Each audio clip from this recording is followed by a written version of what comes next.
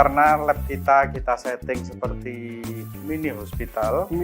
Ya, jadi ketika pertolongan pertama di ruang gawat daruratan, yang pertama kan kita lakukan apa istilahnya. Assalamualaikum, Bima UM Surabaya, tetap di segmen Sambang Kampus, dan sekarang saya berada di gedung F, gedung di mana tempat Fakultas Ilmu Kesehatan berada, dan saya mengajak teman-teman semua Bima UM Surabaya buat explore tuntas FIK UM Surabaya. Teman-teman tetap stay, yuk ikut yuk.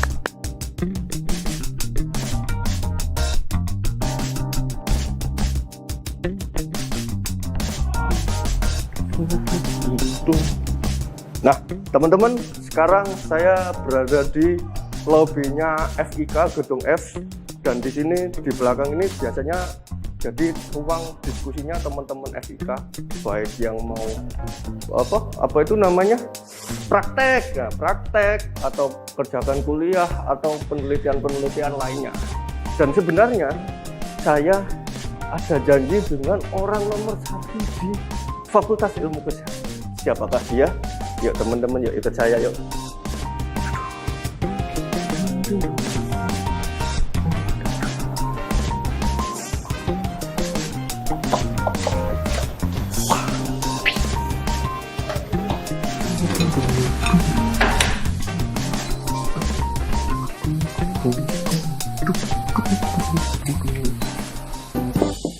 Paket Asia.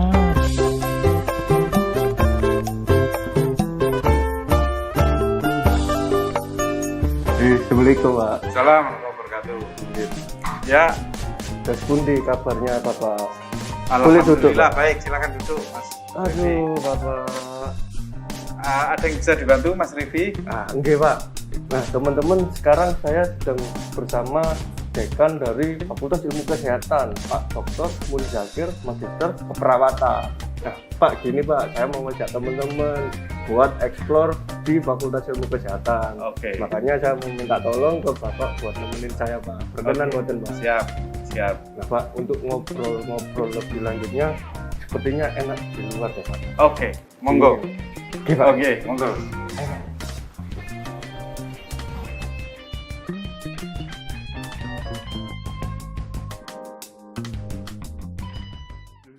Ya, Baik, Pak. oke. Oke. Aduh. Ya.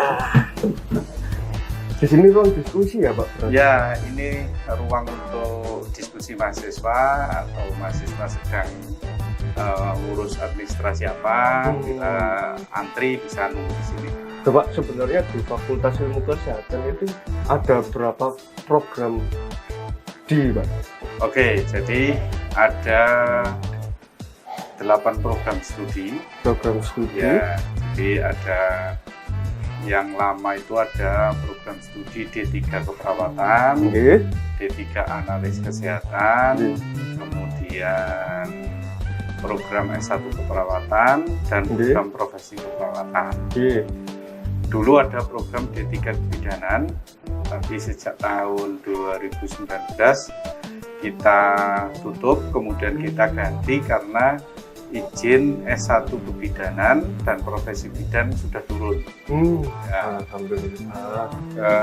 Jadi ada 8. Nah, yang baru yang lain selain S1 bidan itu ada S1 farmasi. Farmasi, Pak. Ya, jadi S1 farmasi, dan juga yang terakhir yang sudah turun izinnya itu ada D4 teknologi laboratorium medis dan S1 farmasi fisioterapi. Fisioterapi. Baru, Pak, itu, Pak. Baru. Jadi Berarti baru ada satu 8. angkatan ini. 8 program studi, Pak. Ya. Banyak, Pak, ya. Ya. Bapak, kan biasanya rame, Pak, ya, di sini mahasiswi yang mau kuliah. Terus sekarang kondisi pandemi kayak gini, gimana, Pak? Teman-teman mahasiswa, Bapak Ibu dosen, adaptasinya, terus teman-teman. Ya, jadi memang pandemi ini mengharuskan kita semua untuk bersikap mengantisipasi agar masalah kesehatan ini tidak berdampak terlalu signifikan. Ya, meskipun memang harus ada perubahan-perubahan cepat yang harus kita lakukan. Tapi kan masalah kesehatan harus kita jadikan nomor satu. Lurus, Pak. Untuk itu kebijakan dari pimpinan universitas, maka proses pembelajaran tetap bisa dilaksanakan, tapi dengan kita menerapkan model atau metode blended learning. Bentar, Pak. Ini gedung ini sebenarnya berapa lantai, Pak? Kalau yang gedung F ini saja hanya 3 lantai. Kalau lantai 2 itu buat apa, Pak? Lantai 2 untuk ruang kelas, kelas dan ada ruang dosen.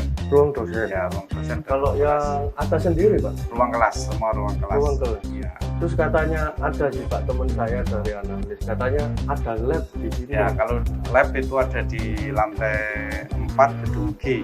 Oh, lantai 4 Ya, gedung G. gabung dengan gedung yang ada di FKH. Memang ini masih gabung, ada di gedung G, tapi rencana pimpinan universitas ketika nanti gedung yang 31 lantai itu sudah, maka nanti semua akan dipindah ke sana.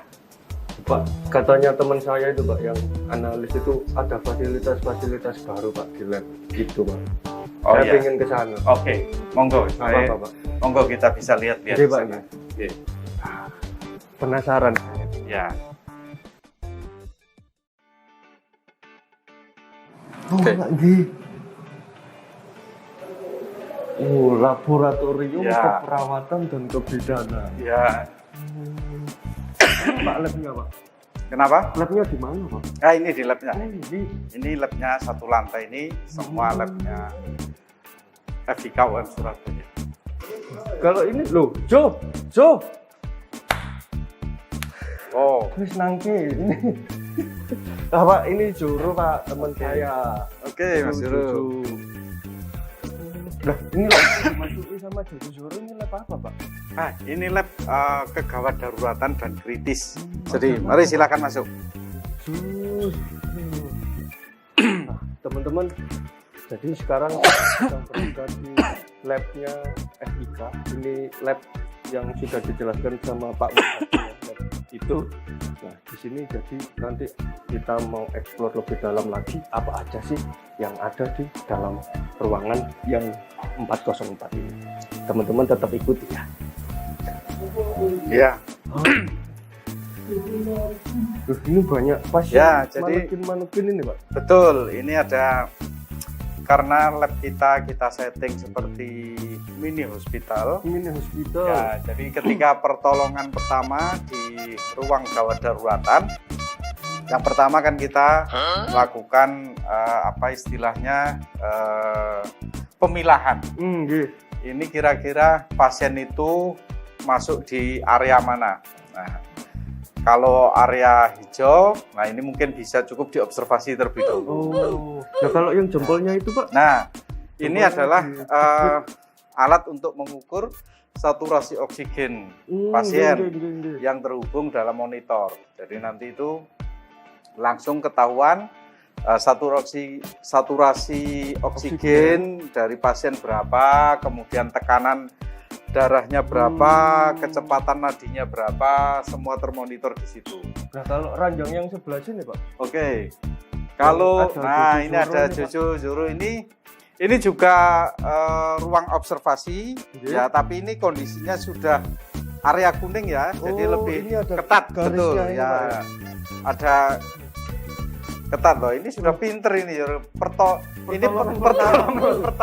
pertolongan pada nah itu yang salah itu ya.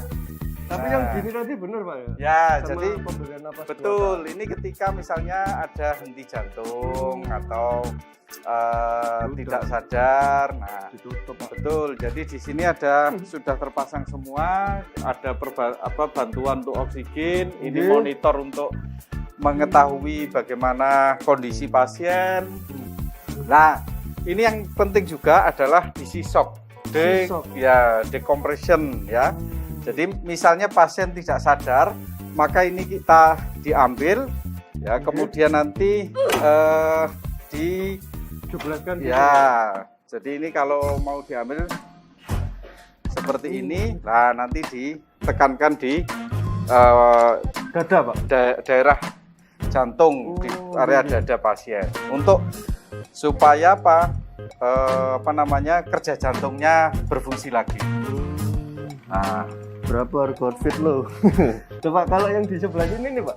Ini kan ada garis merah, Pak. ya, nah ini Oh, kondisi turun. pasien yang sangat gawat gitu ya. Gawat. Sangat gawat. Nah, ini ada proses diresusitasi. Resusitasi. Ya, jadi ini Apa itu, Pak? bagaimana agar kondisi pasien yang sudah gawat, kemudian ini pertolongannya pasien ini semua hidupnya bergantung pada alat. Nah, di situ ada ventilator. Ini, Pak, ventilator. Ya, ada ventilator. Ventilator ini untuk apa, Pak? Untuk memastikan jalan nafas pasien. Jadi bantuan untuk jalan nafas pasien. Ini sudah tidak berfungsi, makanya perlu ada bantuan alat melalui ventilator.